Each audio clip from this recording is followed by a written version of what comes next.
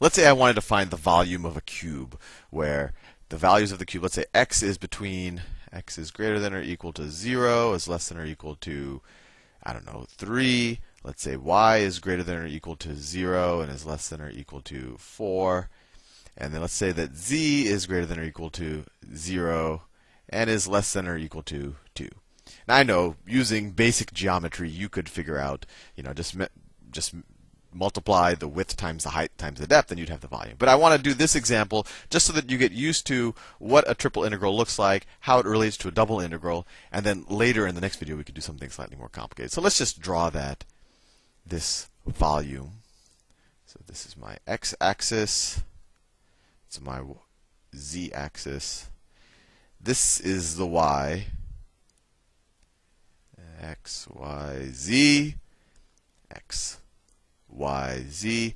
Okay, so x is between 0 and 3. So that's x is equal to 0. This is x is equal to, say, 1, 2, 3. Y is between 0 and 4. 1, 2, 3, 4. So in the xy plane, it looks something like this. The kind of base of our cube will look something like this.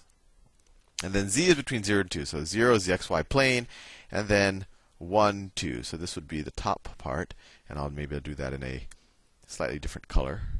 So this is along the xz axis. You'd have a boundary here, and then it would come in like this. You'd have a boundary here, come in like that, boundary there, and then like that. So we want to figure out the volume of this cube, and you could do it. You could say, well, this is the depth is 3, the base, the width is 4, so this area is 12 times the height. 12 times 2 is 24. You could say it's 24 cubic units, whatever units we're doing. But let's do it as a triple integral. So what does a triple integral mean?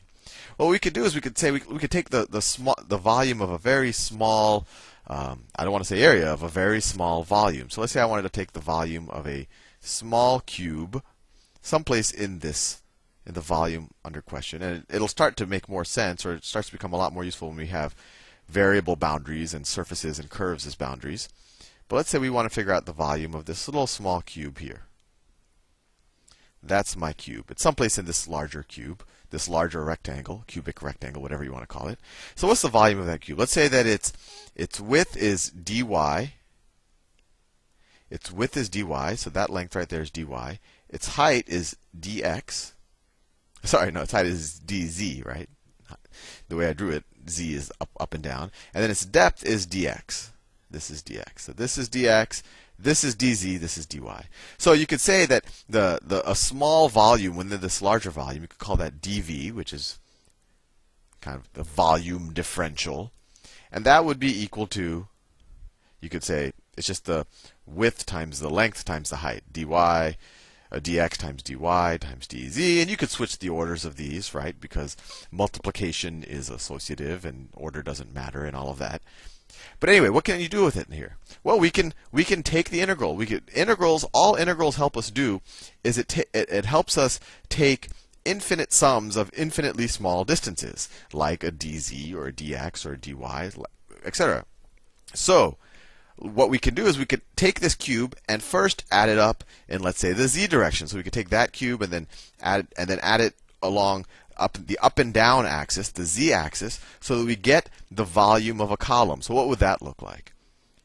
Well, since we're going up and down, we're taking the sum in the z direction.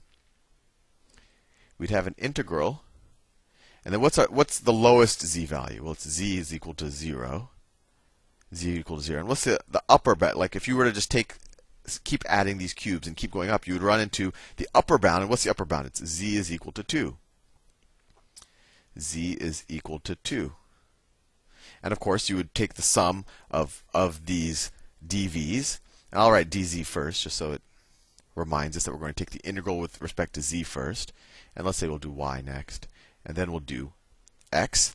So this integral, this value, as I have written it, will figure out the volume of a column given any x and y. It'll be a function of x and y, but since we're dealing with all a constant here, it's actually going to be a constant value. It'll be the constant value of the volume of one of these columns, and so essentially it'll be 2 times dy dx, because the height of one of these columns is 2, and then its width and its depth is dy and dx.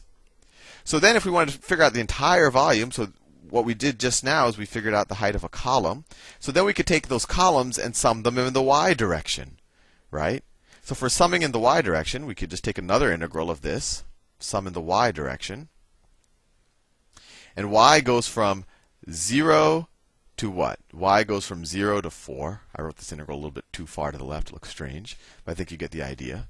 Y is equal to 4 to y is equal to 0 to y is equal to 4. And then that'll give us the volume of kind of a sheet that is parallel to the zy plane. And then all we have to left to do is add up a bunch of those sheets in the x direction. We'll have the volume of our entire figure. So to add up those sheets, we would have to sum in the x direction. And we'd go from x is equal to 0 to x is equal to 3. And to evaluate this, it's actually fairly straightforward. So first, we're taking the integral with respect to z. Well, we don't have anything written under here, but we can just assume that there's a 1, right? Because dz times dy times dx is the same thing as 1 times dz times dy dx. So what's the value of this integral? Well, the antiderivative of 1 with respect to z is just z, right? Because the derivative of z is 1. And you evaluate that from 2 to 0. So then you're left with, so it's 2 minus 0, so you're just left with 2. So you're left with 2. And you take the integral of that from y is equal to 0 to y is equal to 4 dy. And then you have the x from x is equal to 0 to x is equal to 3 dx. And notice, when we just took the integral with respect to z, we ended up with a double integral. And this double integral is the exact integral we would have done in the previous videos on the double integral, where you would have just said, well, z is a function of x and y. So you could have written, z is a function of x and y is always equal to 2. It's a constant function. It's independent of x and y. But if you had defined z in this way and you wanted to figure out the volume under this surface, where the surface is z is equal to 2, this is the surface, z is equal to 2, we would have ended up with this. So you see that what we're doing with the triple integral, it's really, really nothing different. And you might be wondering, well, why are we doing it at all? And I'll show you that in a second. But anyway, to evaluate this, you can, take the antiderivative of this with respect to y. You get 2y. Let me scroll down a little bit. You get 2y, evaluating that at 4 and 0. And then, so you get 2 times 4, so it's 8 minus 0. And then you integrate that from with respect to x from 0 to 3. So that's 8x from 0 to 3. So that'll be equal to 24 units cubed. So I know the obvious question is, what is this good for? Well, when you have a kind of a constant value within the volume, you're right. You could have just done a double integral. But what if I were to told you our goal is not to figure out the volume of this figure? Our goal is to figure out the mass of this figure. And even more, this volume, this area of space or whatever, its mass is not uniform. If its mass was uniform, you could just multiply its uniform density times its volume, and you would get its mass. But let's say the density changes. It could be a volume of some gas, or it could be even some material with different compounds in it. So let's say that its density is a variable function of x, y, and z. So let's say that the density, this rho, this thing that looks like a p, is what you normally use in physics for density. So its density is a function of x, y, and z. Let's just to make it simple, let's make it x times y times z. So if we wanted to figure out the mass of any small volume, it would be that volume times the density, right? Because density, the units of density are like, kilograms per meter cubed. So if you multiply it times meter cubed, you get kilograms. So we could say that the mass, I'll make up notation, d mass. This isn't a function. Well, I don't want to write parentheses because it makes it look like a function. So a differential of mass, or a very small mass, is going to equal the density at that point, which would be x, y, z, times the volume of that small mass. And that volume of that small mass we could write as dv. And we know that dv is the same thing as the width times the height times the depth. dv doesn't always have to be dx times dy times dz. If we're doing other coordinates, if we're doing polar coordinates, it could be something slightly different, and we'll do that eventually. But if we wanted to figure out the mass, since we're using rectangular coordinates, it would be the density function at that point times our differential of volume. So times dx, dy, dz.